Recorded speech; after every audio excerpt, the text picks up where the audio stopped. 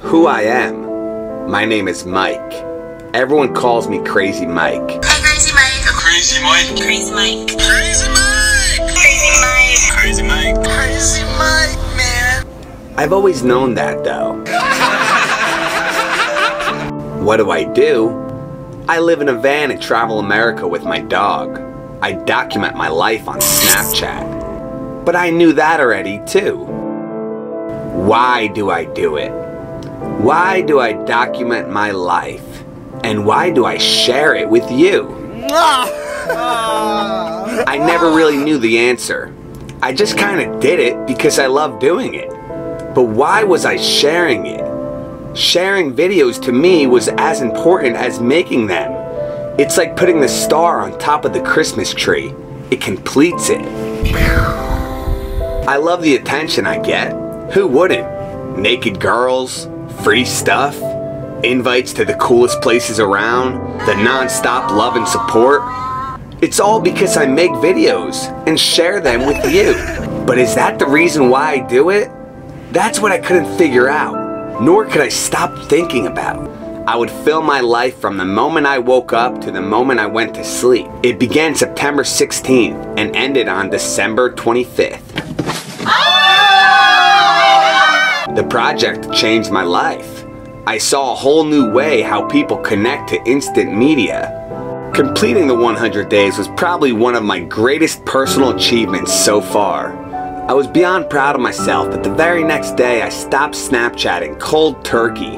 I left the application with no plans to return. I needed to live my life without recording it.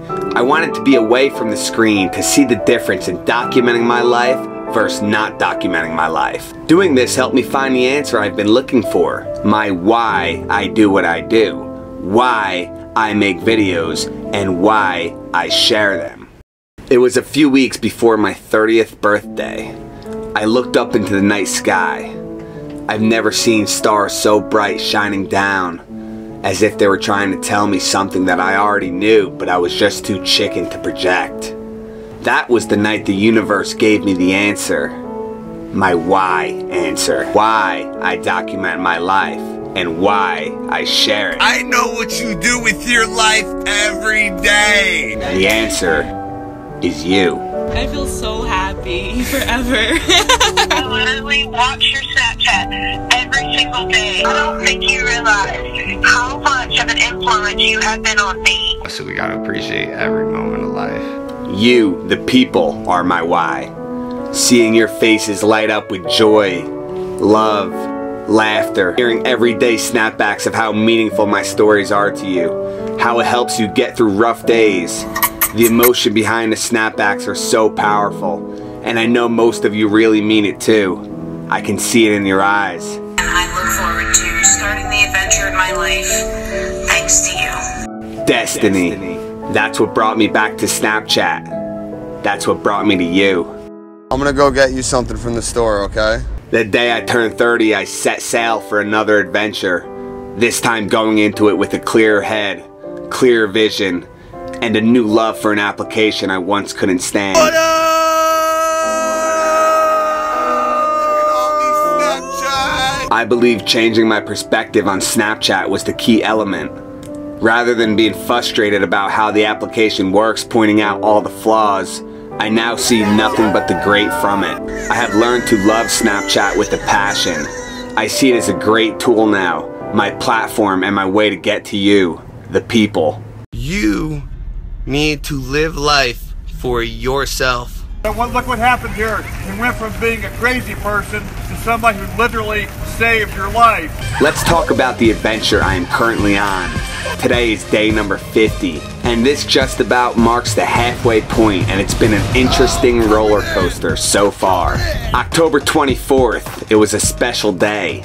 It was my 30th birthday, but also the start to the new season of Snapchatting. I came into it super excited and ready to live life and share my love with the world. I started making my way southbound, pit stopped at a couple small towns to explore. The kids were still curious and wanted to know what's up with the van/house. Usually a few humans will approach me somewhere, then Snapchat it to their friends. Oh, they got more friends coming. Then about 15 minutes later, it turns into a mini flash mob. I hung out with my stunt friends in Virginia for a few days and got super country. Not only did we shoot videos, but we shot guns too. I had a blast amongst all that controlled chaos. Shazam started this trip out feeling stressed from change of environment. He hasn't been on tour in 8 months, so he wasn't eating right. I had to put a lot more TLC into Shazam this time around, but he's more than worth it. Money became a factor early on as well. By day 10, I only had $27 in my bank account, and I know I needed to think of something. I started putting donation ads on my Snapchat as a way to financially support this adventure. I got money, but I got no way to get to California. Kenny from Florida reached out and offered to pay for all the expenses if I gave him a ride across the country to San Fran for a business deal. I accepted and picked up Kenny and began traveling West Coast. It was a straight 3-day drive to California. Traveling with Kenny was quite the experience as the two of us have completely different energy levels. About 24 hours in, he became extremely irritated and annoyed, as did I. I stuck through the challenge and made it all the way straight to San Francisco, making no pit stops. Except he did let me stop at the Welcome to New Mexico sign. We're out here at the Welcome to New Mexico sign. Ow! They must have pricklies in this ground! But that wasn't the funnest stop. After dropping off Kenny, I made my way down to Los Angeles to hang out with friends and show the SoCal life a little bit. An area I spent about 5 years of my life. Hollywood. It just so happened to be the night of the election too. Make America cool again. Yay, how exciting. Yeah! One of the best days was when I got to see my little homies. I took the kids to the skate park and we did absolutely nothing but play. It was so cool to watch children I used to know when they were babies. They're now shredding the skate parks and making their own videos. It was awesome. I was invited back up to Northern California and was blessed with one of the coolest gifts I ever got in my life. A pound of medical marijuana. It's over a pound? You're rolling over a fucking pound on your roof? Still having financial issues, I had to continue coming up with ways to earn income. How will I make the money? I need to think of something. That's when I got this snapback. What happened if you were able to sell it? My game plan of making $3,200 from selling the bud backfired when I was robbed a few days later down in San Pedro, California. So he fucking robbed me, man. He fucking robbed. The robbery broke me down. It was hard for me to cope, not just because of losing the money, but losing trust in people because of the money. About 48 hours later, I believe I came to my senses about money and brought my #MoneyBalance project to life. It consists of me drawing fun imagery on money, as well as writing positive, truthful messages about the paper on the paper. Yes, I know, it's totally legal, but my purpose outweighs any law out there. I then was asked to take a road trip back up to Northern California for the 3rd time.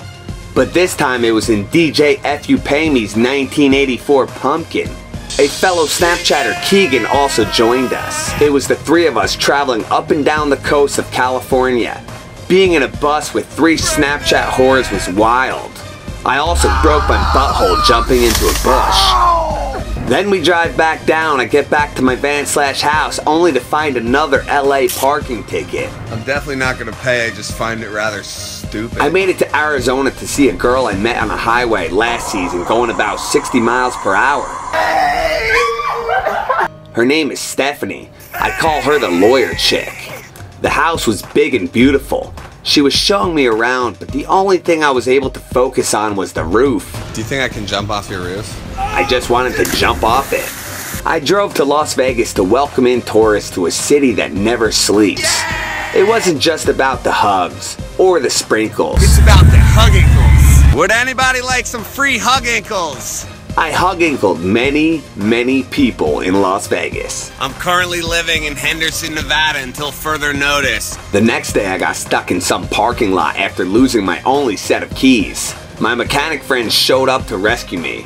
And once a key was made, I still stuck around the area to hang out for another 36 hours with these humans. We went for a hike only to meet random people on the mountain who invited us to a Star Wars themed wedding. Hands down the coolest wedding I ever got to attend in my life. I wanted to start making headway on a map so I can eventually end up in Florida to spend Christmas with my family. Not a lot of headway was made. That is because I lost my debit card again. Office, I'm going to Walmart to send you some cash. Pay some money because I know how it is to lose your shit. Luckily, I have such great followers who seem to rescue me every time I am in trouble. That brings us to today. Sitting here at my office, aka Denny's restaurant, editing this video that you're watching right now, still just as excited as to when I first started. I continue to be grateful for my existence, and every day I'm learning new lessons about myself and about others. A lot of you think you know who I am just from watching my Snapchats, and in a way, you do. I am a 30-year-old kid trapped in a man's body. I lose stuff all the time, every other day. I am unorganized, kinda messy, but when I clean spotless. I am not too good with fixing the van, but I have mastered the breaking part.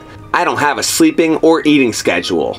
I sleep when I am tired, and I eat when I am hungry. I think less than most people, but I play more than most. I smoke medical marijuana, a lot of it too. My social skills are excellent. I meet about 50 people a day, and about 45 of them never forget me. I approach every human as if I already knew them and we are already friends.